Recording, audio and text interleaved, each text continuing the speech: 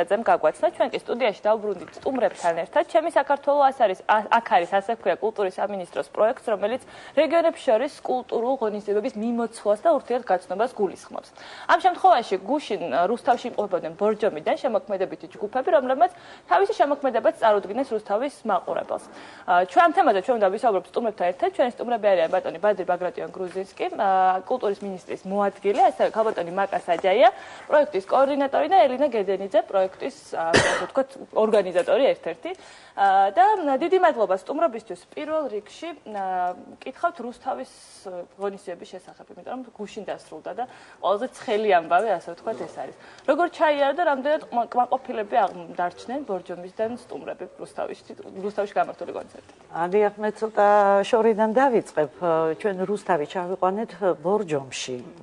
მეორე ეტაპი აი ამ პროექტის გავხსენით ახლა ნოემბერში, ზამთარში დავისვენეთ. მანამდე ჩვენ დავაკავშირეთ გურია ქვემო ქართლში ყავდა და იმერეთი დავაკავშირეთ კახეთთან. ეხლა 19-ში და 20-ში ჩვენ ბორჯომში ჩავიყვანეთ რუსთავის შემოქმედებითი კოლექტივები. ეს პროექტი საერთოდ ასაკობრივი ზღვარი არის, მოსწავლე ახალგაზრდები იღებენ ამ პროექტში მონაწილეობას. არაჩვეულებრივი კოლექტივი იყო რუსთავის, საკმაოდ მაღალ დონეზე ჩაატარეს ბორჯომში და ბორჯომს ძალიან კარგად უმასპინძლა, რისთვისაც ძალიან დიდი მადლობა მინდა უთხრა ქალბატონ მარინა გელაშვილს აი მაღალ დონეზე ჩატარებისთვის ამ შეხვედრას. გუშინ რაც შეეხება ვიყავით რუსთავში, უკვე რუსთავმა უმასპინძლა ბორჯომს.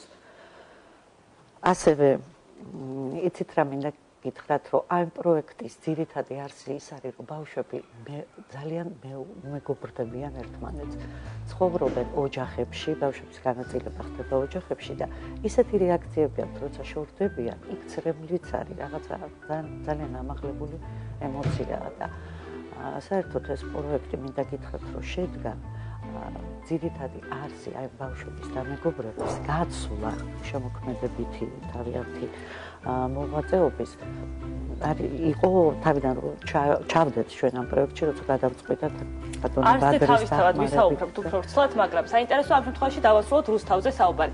როგორც ვიცი, ვიზიტის მიზანი გარდა კონცერტისა იყო დათვალიერება, რა მოინახულეს და ვითი იყვნენ კმაყოფილები, ანუ რამდენი კმაყოფილები წავიდნენ, ასევე რუსთავის მაყურებელმა რა ნახა მათი წარმოდგენით, ანუ თეატრში ჰქონდათ წარმოდგენა ბორჯომიდან ჩამოსულ ახალგაზრდებს. იგი გოლოფქიფანძის სახელობის დრამატულ თეატრში შედგა. აი მაკა ადგილზე იმყოფებოდა, მაკა იყო ერთ-ერთი კოორდინატორი, ზუსტად გუშინდელი და გუშინწინდელი ღონისძიების. რამდენადაც მე ვიცი, ძალიან კარგად ჩატარდა და იმდენად დაახლოვდნენ ბავშვები, რომ ერთ-ერთი ბავშვი მონაწილე ბავშვმა მგვარი მაკამიცის ეს არაჩვეულებრივი ფაქტი მოხდა ქედაში. ჩვენ მაღალმთიანი უკაცრავად ლინა მაღალმთიანი აჭარა ჩამოვიყვანეთ მარნეულში. მარნეულში იყო ნოვრუზ ბაირამის დღესასწაული და მოგეხსენებათ ეს მაგათი ახალი წელია და აი ყველა ოჯახში გაჭირვებულია, შეძლებულია, ყველა ოჯახი რაღაცას ამზადებს, ისე როგორც ჩვენთან ხდება ახალ წელს და იმდენად დაახლოვდნენ და კარგი განწყობა შეექმნათ ერთმანეთის მიმართ, რომ არის ესეთი უგანეზოების ოჯახი, სერგო უგანეზოების ოჯახი, მაგათ შვილს ნათლავს ქალბატონი ნაზი სურმანიძის შვილიშვილი. აი ესეთი შემთხვევებიც ხდება. ესეც პოზიტივია ამ პროექტის. ეს პრინციპში პროექტის მთავარი მიზანია ალბათ, ბატონო ბადე. საიდან წამოვიდა იდეა და როგორც ვიცი, დაიწყო ნოემბერში უკვე პროექტი. მოგეხსენებათ, რომ კულტურის სამინისტროსთვის ერთ-ერთ პრიორიტეტს წარმოადგენს რეგიონები, მათ შორის არის ეგეთი პროგრამა გვაქვს კულტურული რეგიონებში კულტურული განვითარების ხარდაჭერის პროგრამა და სწორედ მის ფარგლებში არაერთი პროექტი გვაქვს განხორციელებული, მათ შორის მოგეხსენებათ თქვენს კინოკლუბების გახსნა რეგიონებში, გაიხსნა 20 კიდე 20 ხსნით, მასტერკლასები, საგანმანათლებლო პროგრამები და ასე შემდეგ. ერთ-ერთი პროექტი არის ეს ჩემი საქართველო აქ არის, სხვათა შორის იდეის ავტორი არის ბატონი გურამ ოდიშარია, რისთვისაც დიდ მადლობას ვუხდით ჩვენ. მართლა ესეთი პროექტია, საოცრად აქტუალური ამ პერიოდში, როცა ვერ ახერხებენ გასვლას მეზობელ სოფელში და თქვენ წარმოიდგინეთ დასავლეთიდან ჩამოდიან აღმოსავლეთ საქართველოს. ხორციელდება ძალიან კარგად მიდის, ნოემბერში დავიწყეთ, ჩატარდა 8 ღონისძიება და ისეთი მოწონება დაიმსახურა, რომ გრძელდება ეს პროექტი, წელს დაგეგმილია 80-მდე, ხო? 80-მდე ღონისძიებად ჩატარდება საქართველოში წლის ბოლომდე და ნახოთ როგორ იქნება. მე მგონია რომ ეს პროექტი შედგა და დიდი მოწონება დაიმსახურა.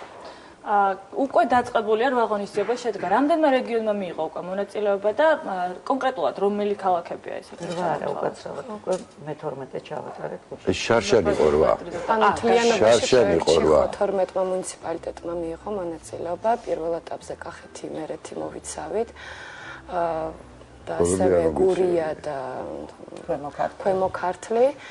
ვიცით რა იყო, რომ პირველ ეტაპზე ეს მორვა მონაწილე მუნიციპალიტეტის რეაქციიდან გამომდინარე გადაწყდა, რომ ეს პროექტი ყოფილიყო ესეთი მასშტაბური სახის. და თვითონ მუნიციპალიტეტების მოთხოვნიდან გამომდინარე ზუსტად გავაგრძელეთ. ძალიან დატვირთული გრაფიკი და რეჟიმი გვაქვს. და საბოლოო ჯამში ზუსტად იქნება ამ ბავშვების გამოვლენა საუკეთესო ნომრების, მონაწილეების და ჩატარდება გალა კონცერტი, რომლის მოწყობაც მიგაგმება თბილისში. შეაჯამებს ასე ვთქვათ. კი, რა თქმა უნდა. როდის არის დაგეგმილი საბოლოო? წლის ბოლოს. ალბათ ნოემბერში, რა ვიცი, გვინდა დავამტყროთ გეორგობას 23 ნოემბრისთვის გავაკეთოთ. ნახოთ როგორ ჩავჯდებით აი ამ დროში. იმდენად ცოცხალი პროცესია მთელი ამ პროექტის მანძილზე, იმიტომ რომ მუნიციპალიტეტებს სხვა ღონისძიებებიც აქვს, ასევე კულტურის სამინისტრო ახორციელებს სხვა მასშტაბურ პროექტებს. აკადემიური ხასიათის, შემეცნებითი ხასიათის, აქედან გამომდინარე, ეს გრაფიკები არის ყველაფერი მცოცავი. ჩვენი სურვილია, რა თქმა უნდა, რომ რამე დღესასწაულს დავამთხვიოთ, რომ უფრო მეტი პომპეზურობა შევმატოთ ამ პროექტს, იმიტომ რომ ძალიან მნიშვნელოვანი იქნებოდა და რაღაც სიმბოლურიც, რომ გიორგობაზე ყოფილიყო, იმიტომ რომ ჩემი საქართველო აქ არის, ასოცირდება ზოგადად ჩვენ ქვეყანასთან და წმინდა გიორგი კიდე ერთ-ერთი ჩვენი ესეთი მფარველია. რომლის 12 რეგიონი ესე იგი უკვე მოვიარეთ და პრინციპში საინტერესო თქვენ ახსენეთ მარნეულიც და ეს ძალიან დიდი სხვაობა. მიუხედავად რომ არის პატარა ქვეყანა, რეგიონებს შორის უკვე კულტურებს შორისაც კი სხვაობა თვალნათელია და თვალსაჩინოა. 85% მოსახლეობის აზერბაიჯანელია. საინტერესოა, რამდენად არის სხვაობა იმ პროგრამაში, რასაც წარადგენენ სხვადასხვა რეგიონის ახალგაზრდები და მოსწავლეები.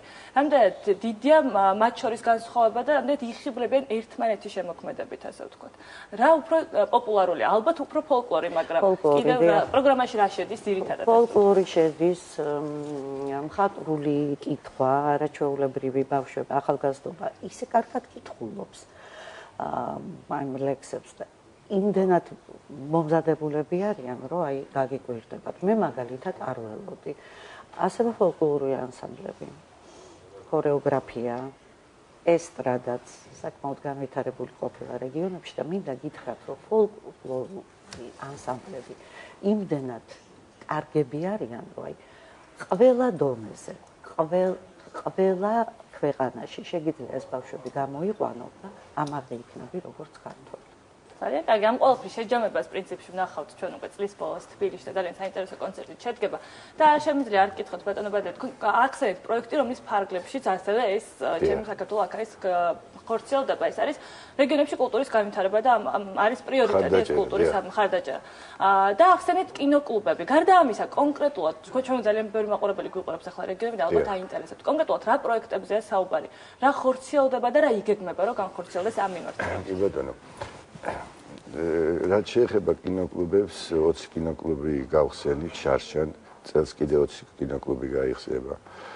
ჩავატარეთ 104 კონცერტი მასტერკლასი, სადაც მონაწილეობას იღებს სახელმწიფო კვარტეტი, კლასიკური ტრიო, ჯაზ კვინტეტი, ფოლკლორული ანსამბლი, აგერ ოპერასთან არსებული ანსამბლი სულიკო.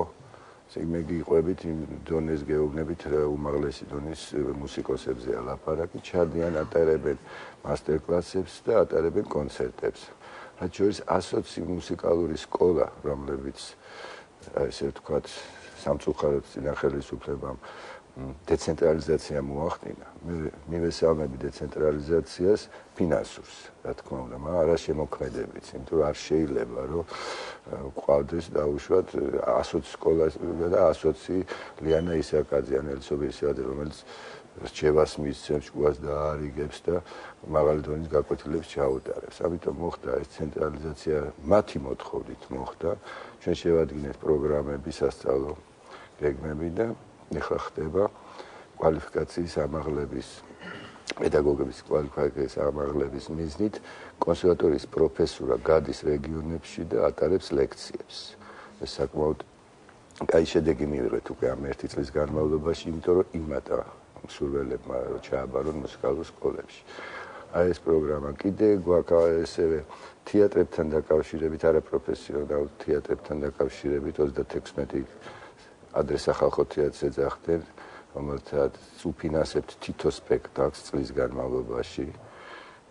აღჭურვა მოხდა რეგიონების, როგორც ფოლკლორული ინსტრუმენტებით, ისევე კლასიკური ინსტრუმენტებით, საესტრადო ინსტრუმენტებით აღჭურვა. მე მგონი ამ 1 წლის განმავლობაში უკვე საკმაოდ დიდი ციფრი გამოგვივიდა.